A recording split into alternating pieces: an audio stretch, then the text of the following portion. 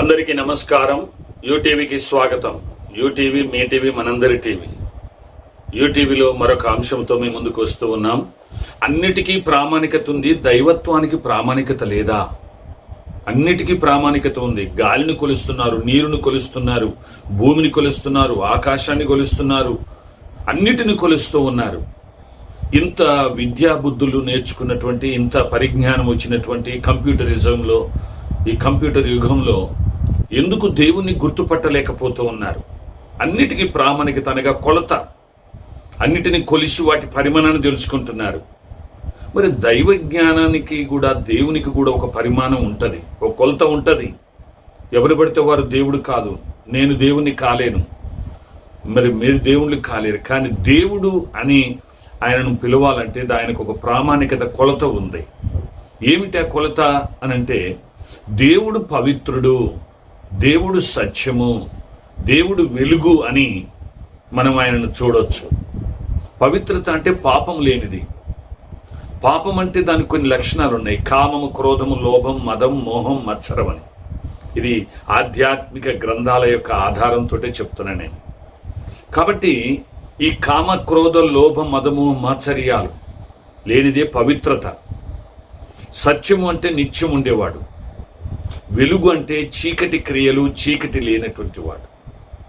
కాబట్టి దేవుడు ఎవరని మనం తెలుసుకోవాలంటే, ఈనాడు దేవుడు అనేటువంటి అన్వేషణ చేయడానికి చాలా కష్టతరం అయిపోయింది. ఓపిక లేదు మానవులకు. కాబట్టి ఎవరు కొన్ని ఏయో చేస్తే ఆయన దేవుడు లాంటి వాడు దేవుడని. కాబట్టి మనము అన్నిటినీ ఒక కొలతతో కొలుస్తూ ఉన్నాం. ఒక షాపుకి వెళ్ళామనుకోండి, ఇన్ని గ్రాములు ఇవ్వండి, ఇంత కిలోలు ఇవ్వండి, లేకపోతే అరకిలో అని మనం కొలుస్తూ ఉన్నాం. అదే రీతిగా దేవుడిని కూడా ఈ గుణాలు ఉన్నటువంటి వారిని మనం దేవుడు అనాలి. ఈ గుణాలు ఉన్నటువంటి వారిని మానవుడు అనాలి. మానవ లక్షణాలు వేరు, దైవ లక్షణాలు వేరు. అదే దైవ లక్షణం పవిత్రత, సత్యము, వెలుగు. మానవ లక్షణం పాపం. పాపం మనం చెప్పుకున్నటువంటి హరిషడ్ వర్గాలు, ఈ కామ, క్రోధ, లోభ, మదమోహం, ఆశ్చర్యాలు, ఈ గుణాలను కలిగి పుడుతూ ఉన్నారు, కలిగి జీవిస్తూ ఉన్నారు. మానవుడు పాపి, దేవుడు పవిత్రుడు. కాబట్టి మనము ఒక ప్రామాణికత, దైవ ప్రామాణికతను చేసుకొని, ఆ ప్రామాణికత లేక ఆ కొలతతో ఆయన కొలిసినప్పుడు దేవునికి సంబంధించిన లక్షణాలు ఉన్నాయా? ఈనాడు దేవుని గురించిన అవగాహన లేక ఎంతోమంది కన్ఫ్యూజ్ అవి మతాల పేరట, కులాల పేరట, దేవుని పేరట ఎన్నో రకాలైనటువంటి కన్ఫ్యూజన్ జరిగి ఎన్నో యుద్ధ వాతావరణాలు, ఎంతో అశాంతి, అలజడులతో ఉంటుంది సమాజం. కాబట్టి దేవుని గుర్తించాలంటే ఆయనకున్నటువంటి కొలతలు, పవిత్రత, సత్యము, వెలుగు, ఇవి ఉన్నటువంటి ఆయనను దేవుడు అనాలి. ఈ కామ, క్రోధ, లోభ, మద, మోహమత్సరములు కలిగి జన్మించి, వాటిని కలిగి జన్మించి, వాటిని కలిగి జీవించి, వీటిని కలిగినటువంటి ఆయనను మానవుడు అనాలి. కాబట్టి రోజు రోజుకు ఎంతో విజ్ఞానం పెరిగిపోతుంది. చదువులు ఎన్నో చదువుతున్నారు, ఒక ప్రత్యేకమైన కోర్సులు ఉంటూ ఉన్నాయి. ఇన్ని చేస్తున్నప్పటికీ మానవుడు దేవుని గుణగణాలను గుర్తించలేకపోతున్నాడు, దేవుని గుర్తించలేకపోతూ ఉన్నాడు. కనుక ప్రేమైనటువంటి యూటీవీ ప్రేక్షకులారా, వీక్షకులారా, గుర్తించాలి. మనం దైవ లక్షణాలను గుర్తించి దేవుణ్ణి దేవునిగా గుర్తించాలి, మానవుని మానవునిగా గుర్తించాలి. కాబట్టి దైవత్వాన్ని అన్నిటికీ అందరికీ ఆపాదించడానికి వీల్లేదు. ఎందుకంటే దైవ లక్షణాలు ఉన్నటువంటి వారినే దేవుడు అనాలి. కాబట్టి మానవుడు దేవుణ్ణి చేరుకోవాలంటే మానవుడు కూడా ఆ పవిత్రతను చేరుకోవాలి.